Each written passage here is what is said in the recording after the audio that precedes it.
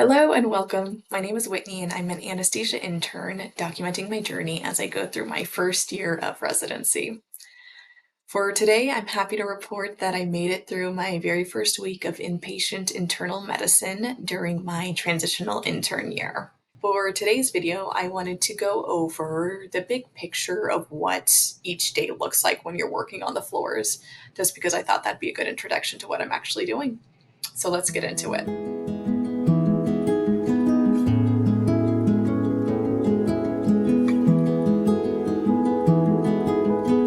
All right, so when talking about the flow for a day on internal medicine floors, instead of starting off at the beginning of the day, I actually want to start off by talking about the main event that happens when you're on floors or what the entire day kind of revolves around. And that's something called rounding. Rounding is just what we call it when we come together as a team and actually talk about the patients that we're taking care of. So, with where I'm training at, our team consisted of interns, senior residents, and the attending. Some places might bring in other disciplines like nursing or nutritionists to actually talk about the patients, but with where I was at, we were just talking residents and the attending as the team. And as a team, we have a list of patients that we're actually taking care of. So, how this works is we take that list of patients that we're working with and we divide it up so that each patient is seen by an intern, so a first year resident, and a senior resident. So, they're either in their second or third year of residency. And as a resident taking care of that patient, you are the one who's responsible for knowing everything about the patient. You know, why are they there? How are they doing? And what are we doing for them? So it's a lot of pressure. You have to know so much about your patients. As an intern, when you're on rounds, you're actually the one giving the presentation about the patient. And we can talk about presentations a little bit later on, but it's a very formal, structured process of how you actually present a patient and what you're going to be telling your attending about the patient. Okay, so for me, rounding happened at 8:30 every day this week. And it lasted for about 3 to 4 hours. So we were rounding until like 11:30 or 12:30. So it was a pretty good chunk of the day. So even though rounding started at 8:30, that was not the time I was getting to the hospital. I was actually getting to the hospital between like 5 and 6 in the morning. So pretty early. And so what was I doing during that time? And during that time, I was pre-rounding. Some places call it like chart review, but it's essentially where you're just getting ready for rounds. And to do that, you're just gathering data and information about how your patient is doing. So there's two types of data that you're actually looking for when you're working with your patients. One of them is called subjective, and that is where it's very patient reliant. You're like going to the patient for their story to see like how they're feeling and how they're doing. And then the other type of data that we look for is objective information. And this is very numbers based. So you're looking at like vital signs to see if they're stable or not. You're looking at their lab values, their imaging, their, microbiology, if they have any kind of like cultures that are pending. And also you want to figure out, like, have they talked to a consultant or, how is nursing saying they're doing, right? You're just trying to get like all the information you can about the patient. So how this actually played out for me is in the morning I would, show up and I would go be on the computer first. So I would be looking for all that objective information I could get about the patient, looking at their labs and imaging and everything like that, looking at previous notes from consultants, just so I felt like I had a good understanding of like what other people were saying about the patient as well. And we usually were taking care of like 4 to 6 patients each as an intern. So I would go through each of my patients' computer information and just look through their chart. And once I felt like I was finished with that, is when I would actually go and see the patient. And this is when we would get something called like the subjective information from the patient to figure out like how they're doing. So when you check on the patient, you're asking them, like overall, how are they feeling? Are they better or worse than the day before? And you're also doing something called a review of systems, where you're just asking them a bunch of questions about any potential symptoms they could have, like new chest pain, new headache, new dizziness, runny nose, anything like that, just because we don't want to make sure we're not missing anything new in the hospital.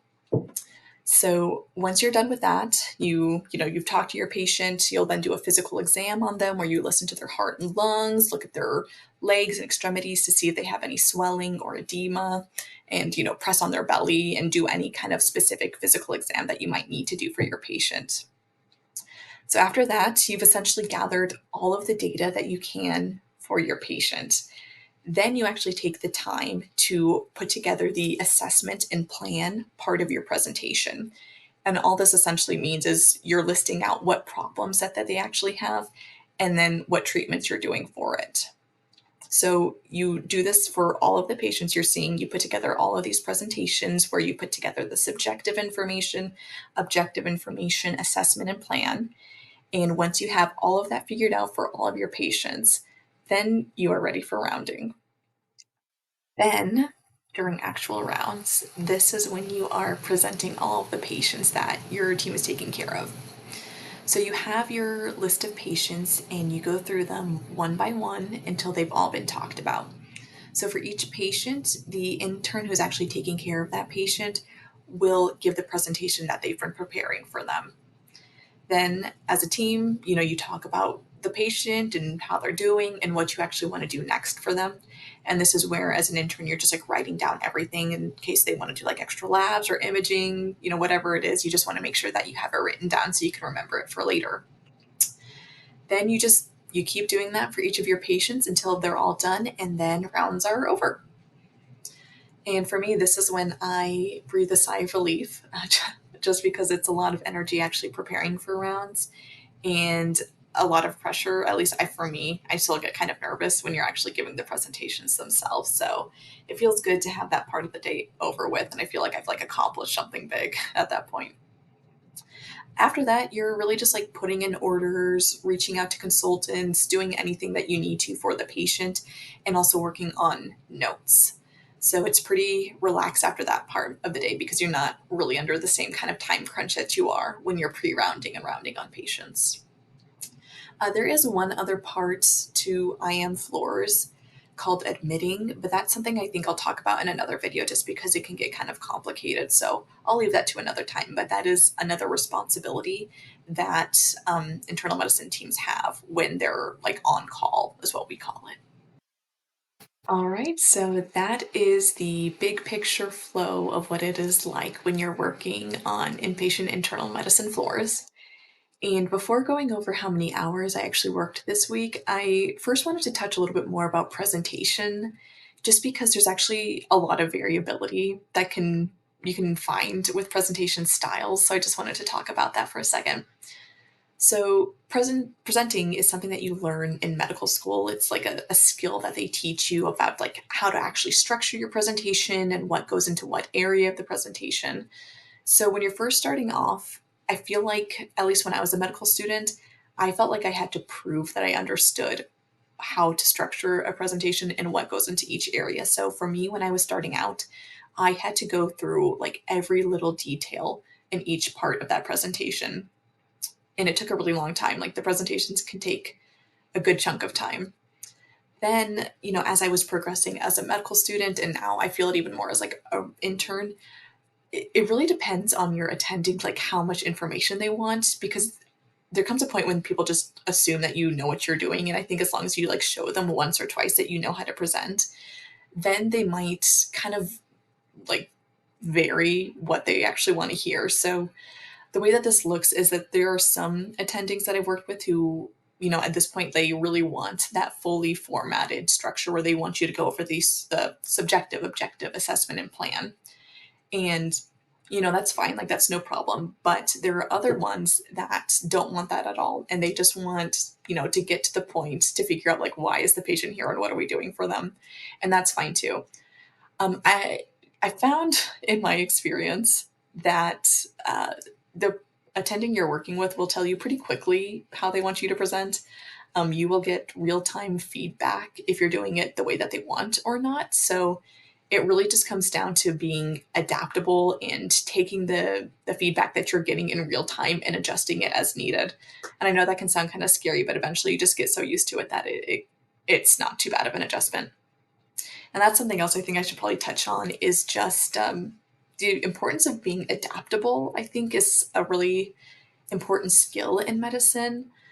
As a medical student, I felt like I really wanted to show that I could be adaptable just because it is a skill that I think it is needed for medicine. So for me, whenever I would get feedback, I would try to incorporate that as quickly as possible just because I wanted to prove that I could do that.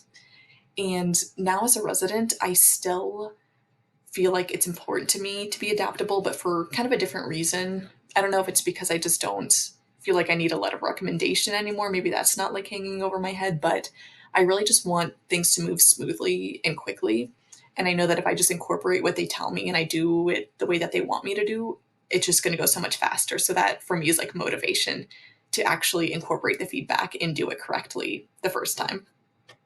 So there's a tip that I've come across that I found is actually a lot more important than I originally thought it would be in just listening to feedback, taking it well, and then incorporating it as quickly as you can. All right, so let's look at how many hours I actually worked this week. I'll go ahead and pull it up here. And as a little side note, so our shifts are scheduled from 6:30 a.m. to 6:30 p.m. when you're working on the floors.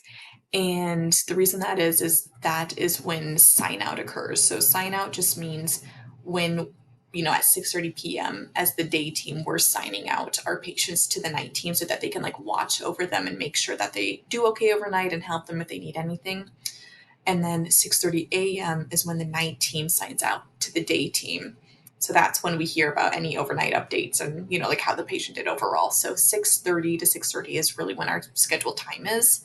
So on Monday, I heard the start time was 6:30, so I got in at 6:30, and I did not have enough time to be ready for rounds, so I knew I had to come in earlier. And I, came in on Tuesday a lot earlier at 5 a.m. and felt a lot more prepared and got to leave on time at 6:30. And then I did that for the following 2 days on Wednesday and Thursday. Thursday, I had to stay a little bit later just because I didn't get all of my work done in time. So we ended up staying until 7. So it was a pretty long day there. Friday, we had a little bit of a later start, so I could actually go in right at sign out. That way, I could just get the information on the patients and then work on the pre rounding then instead of coming in early. And Saturday, we worked. Saturday, yep, is a 6-day week. And I came in just a little bit early, 5:30 versus 5, so sleeping a little bit, but I did end up staying a little bit later, about an hour after. So another long day, and then I had Sunday off, so it was a 6-day stretch. All right, well, thank you for watching as I went over my first week of inpatient internal medicine.